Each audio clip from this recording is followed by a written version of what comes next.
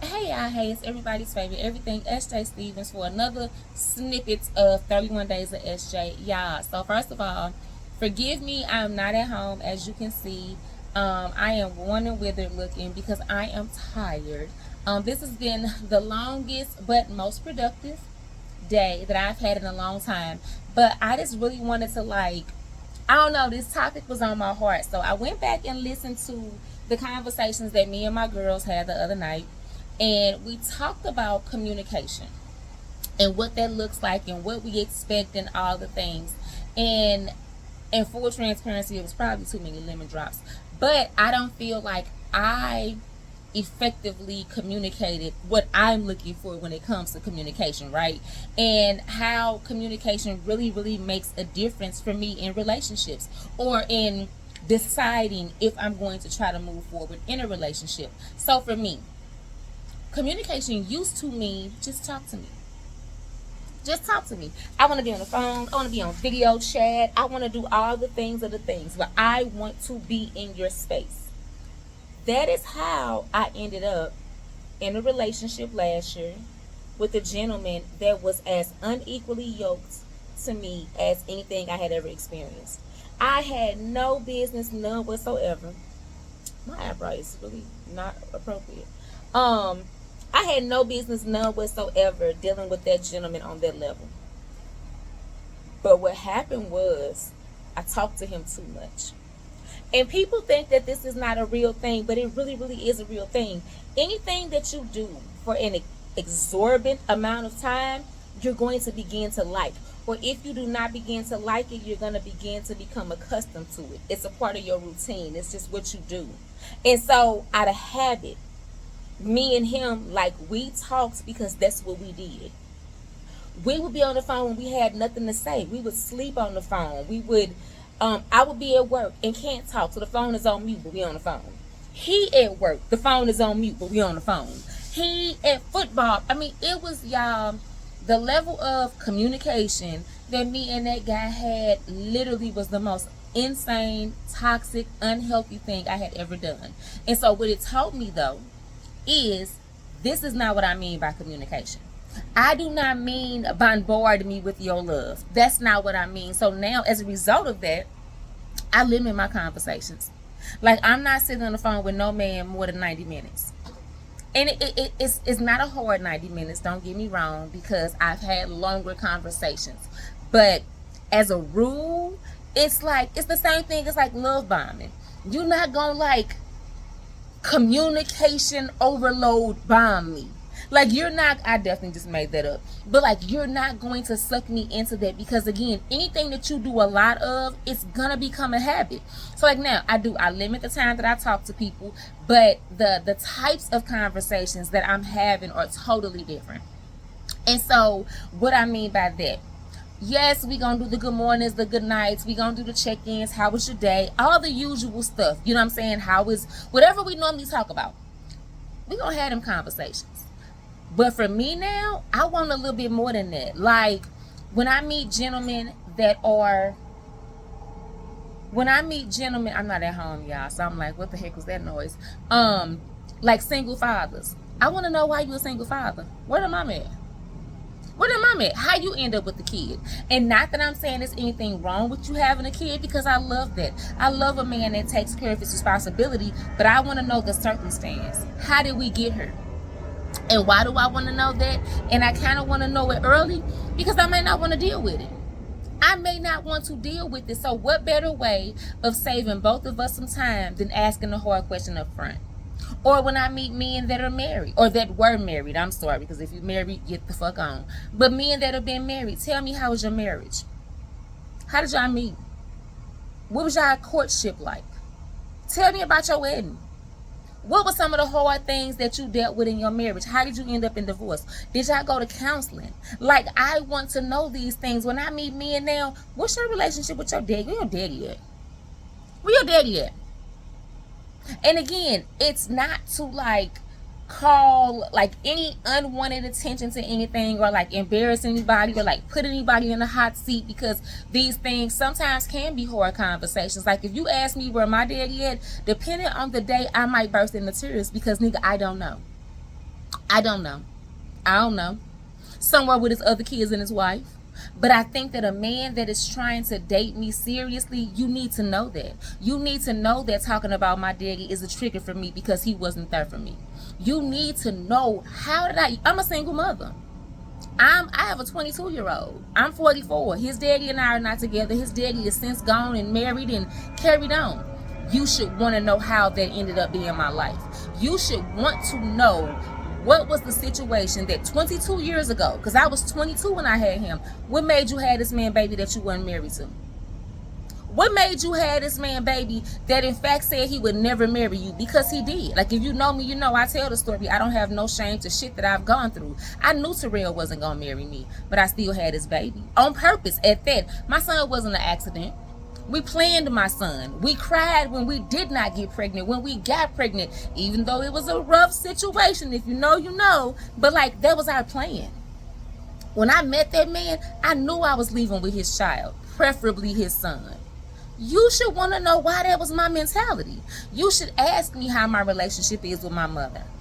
You should ask me about my mama, because I am very much like my mama in some ways that may not be flattering, that you may not be able to deal with. So when I meet men now, if they do not have these types of meaningful conversations with me, if they're not asking these types of questions, they mean you just think I'm cute and you want to fuck.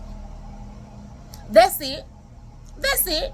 Like, I've told gentlemen, like, and then let me also say this. It's not only just the question piece of it. It is the actual comprehension piece of it. Because I have learned, Jesus have I learned, just because you talk to somebody, it does not mean that they understand you. And it does not mean that you understand them. And what I mean by that, so I met this gentleman. He was the smartest man I had ever met. If you was in my close friends, PhD, babe, who I just knew, baby, you could not have told me that would not be my husband. That was it. That was all. He handsome. He homeowner, gainfully employed, educated, no kid. You couldn't have told me. Yeah, me and that man could not have a conversation for shit. That was the dullest, driest conversation that I have ever done. And I tried really, really hard to like him, but we literally were never talking about shit. Like, I would ask questions because for me, that's how you get to know people. Like, unless you're together with the person, what the fuck else are we talking about if we're not asking questions? He was not a question asker. Me being inquisitive would in fact frustrate him. Just let it flow and see where it go. I'm 44. I ain't letting shit flow. I'm just not interested. Because I feel like, again, we're not together like that to just talk about our experiences together. So if we're not asking questions, what the fuck we on the phone doing? Just to say we on the phone? Or like the lusty guy.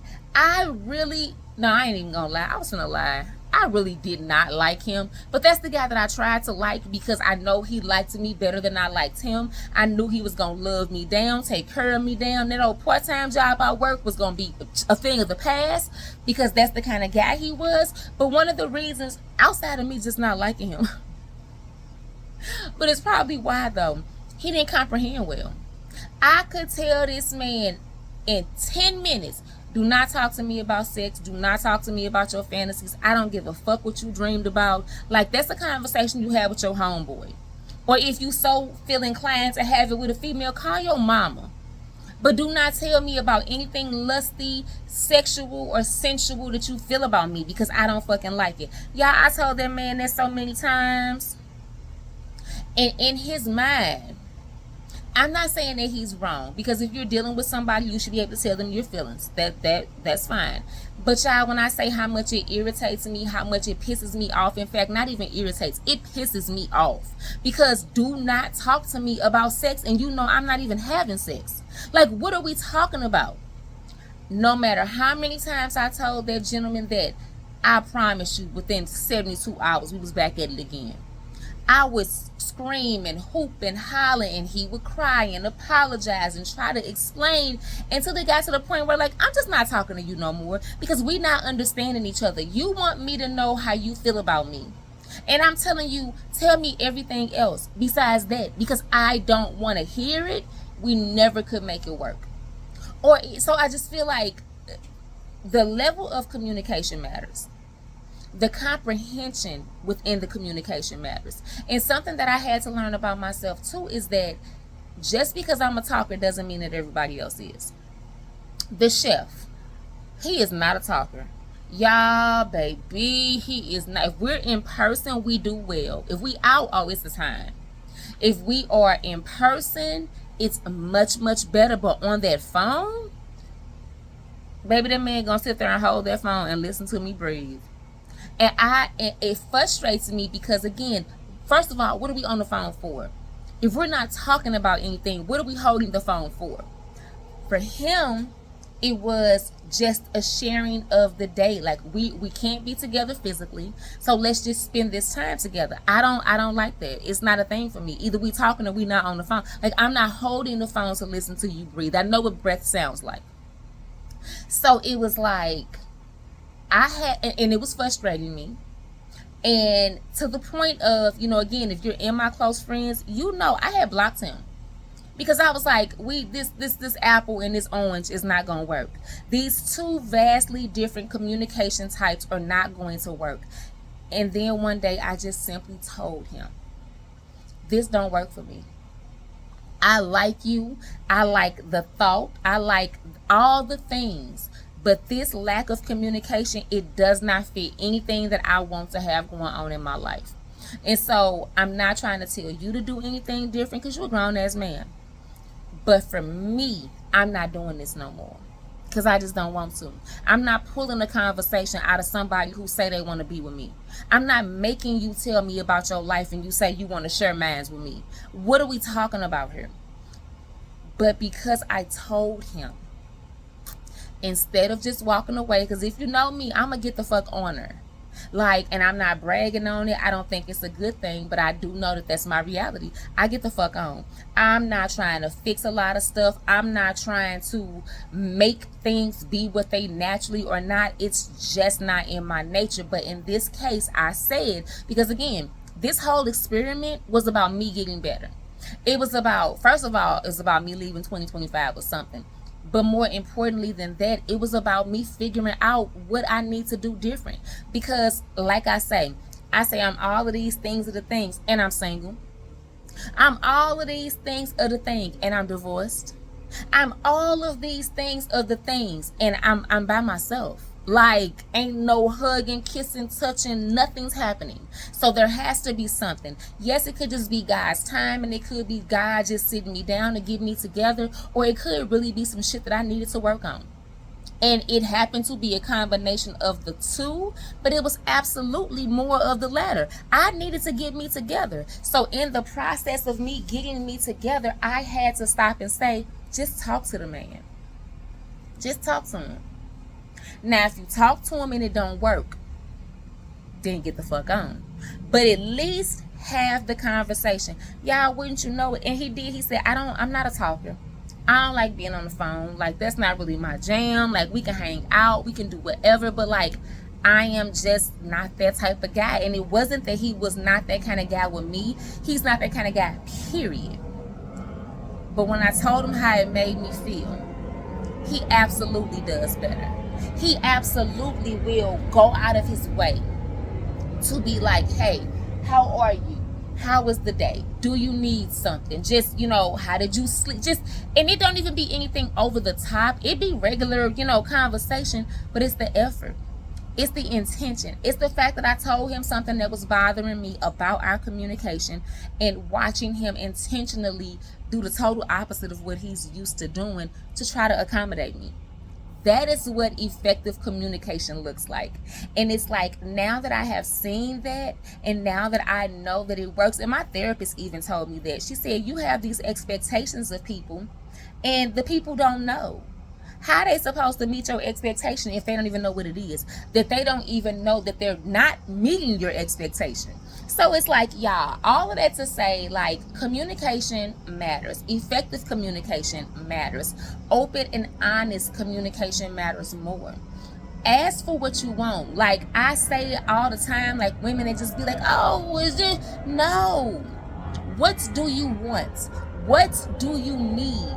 If you cannot communicate that to a man, then I promise you, you never gonna get it. I promise you never gonna get it. I would have blocked the chef because he was not communicating with me, even though he did not know that not communicating was not like, he didn't know there was an issue. He was like, I'm fine. You know what I'm saying? I've set my intention. I told you what I'm going to do. My actions show it. And he's, no lies are told, but I still wanted more. But how would he have known that if I hadn't said something? So y'all, again, I apologize for this grainy ass video. It's dark. God, I hope that the editing can help it some. But if not, y'all still gonna get this video. Because the message is what the message needs to be. Effective communication is the only way to ever get what you want.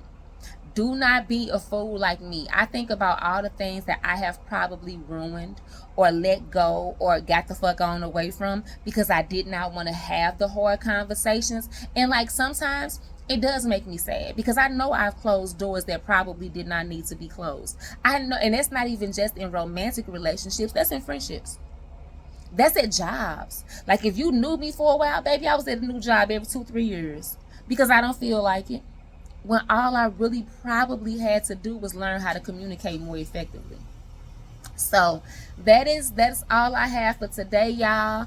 Again, I'm still gonna throw some more of the girls' night conversation up because it was so good, y'all, and it was just good. I ain't even gonna get into it, but that is all I have for now. I am getting ready to enjoy the rest of my evening, give me some rest, all the things. You guys have an amazing rest of your day. Mwah.